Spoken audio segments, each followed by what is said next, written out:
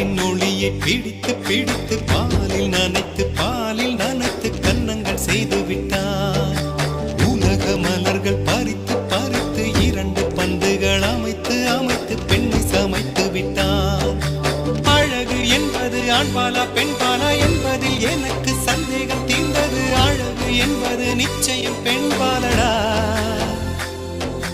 கவிதை என்பது மொழியின் வடிவம் என்றொரு கருத்து